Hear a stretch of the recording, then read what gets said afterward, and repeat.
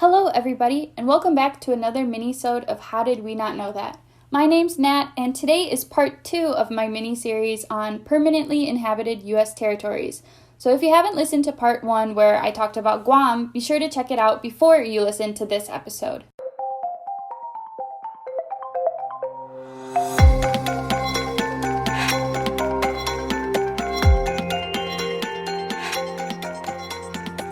The Northern Mariana Islands are a collection of 22 islands located in Micronesia, which is in the Pacific. And in our last episode, I talked about the history of the Mariana Islands and the eventual split between Guam and the Northern Mariana Islands. I'm going to give a very brief refresher on the island's early history, but you can hear a more detailed account in part 1. The islands were settled by people from Southeast Asia and would later be known as the Chamorros. However, in 1521, they were conquered by Ferdinand Magellan of Spain, and they were named the Islands of Thieves. Later, though, the name was changed to the Mariana Islands in the year 1668 in honor of King Philip IV's widow. Permanent colonization of the island began later that year after the arrival of the Jesuit priest Diego Luis de San Vitores. The Spanish quickly built churches and religious schools and forced islanders to convert to Christianity. However, the islanders tried to resist conversion, which led to a series of revolts and battles that would be known as the Chamorro Wars. In order to control the population more easily, the Spanish forcefully moved the population into settlements in Guam, where islanders would have to take an oath of allegiance to the King of Spain. A large number of islanders were either killed in the process or died from the rapid spread of disease in these new settlements. Flash forward to the year 1899, when Spain lost to the U.S. in the Spanish-American War. The U.S. gained possession of the island of Guam, but Spain was able to sell the other Mariana Islands to Germany. And this sale would be the beginning of the permanent division between Guam and the Northern Marianas. After the purchase, Germany quickly established an administrative center in the Northern Mariana Islands and would later build schools, hospitals, and large coconut plantations. However, Germany's authority over the islands was very short-lived, and 15 years later, there would be another change of powers. In October 1914, at the beginning of World War I, Japan seized control of the Northern Mariana Islands along with the rest of Germany's possessions in Micronesia after declaring war on Germany. There were actually a series of secret agreements between Japan and Britain that gave Japan the authority to maintain power over the islands. And on June 28, 1919, the islands were officially administered to Japan through the Treaty of Versailles. So, as a quick reminder, at this time, the Northern Mariana Islands were controlled by Japan, while Guam was still under U.S. rule. Like we talked about in Guam's episode, Japanese rule over the islands of Micronesia was very strict.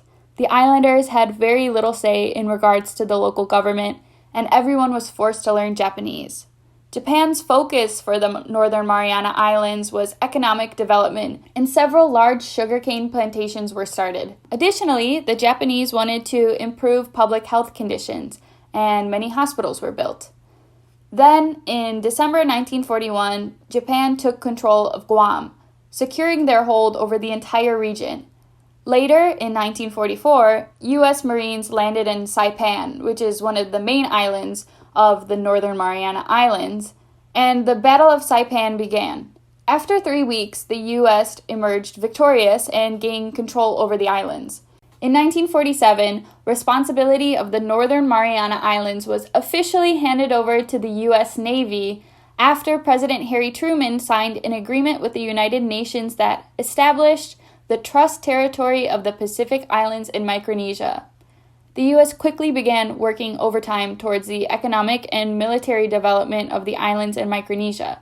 Saipan and Guam became crucial military bases for the Allies in World War II and were actually the launching sites for the planes that carried out the bombings of Hiroshima and Nagasaki.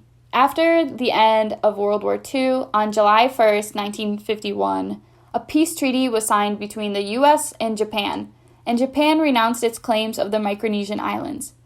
This next part is a bit confusing, but I'll try my best to explain it in basic terms. So, Many member countries of the United Nations didn't think that the islands in Micronesia were ready to become independent nations, so several islands were placed under strategic trusteeship of the UN Security Council. Basically, the Northern Mariana Islands, the Marshall Islands, and the Caroline Islands were placed under U.S. oversight as long as the U.S. promised to help the islands' development towards self-government or independence. In the 1970s, the status of Micronesian islands and their relationship with the U.S. came into the spotlight again. Ultimately, the Northern Mariana Islands chose not to seek complete independence and instead agreed on approving a self-governing Commonwealth status with the U.S., much like Puerto Rico. This means that the people of the Northern Mariana Islands are U.S. citizens by birth, but can't vote in presidential elections and don't pay federal taxes. And in 2008, the Northern Mariana Islands elected a delegate to the House of Representatives for the first time. This representative is able to introduce legislation to the floor, but can only vote in committees. The Northern Mariana Islands, and specifically the island of Saipan, have become a huge production center for garment industries since the late 20th century. This is because the territory's special Commonwealth status means that the islands are exempt from a lot of U.S. labor standards and immigration laws. The many garment factories on the islands rely on foreign workers sourced from Bangladesh, China, the Philippines, and other countries in Asia without restriction. The factories are able to maintain extremely poor working conditions because of legal loopholes, and companies who rely on this source of labor are still able to mark their clothing as made in the USA. In order to try to improve the working conditions in these factories, the U.S. enacted minimum wage legislation on the islands in 2007, and the fight still continues today in order to guarantee the safety of the workers on the islands. Aside from manufacturing, tourism makes up a quarter of the Northern Mariana Islands' GDP and employs around half of the island's workforce. Many of the tourists that visit the islands come from Asia, which has contributed to the island's culture and the growing migrant population. About a quarter of the population are Chamorros, and Filipinos make up the largest immigrant group, accounting for about a third of the population.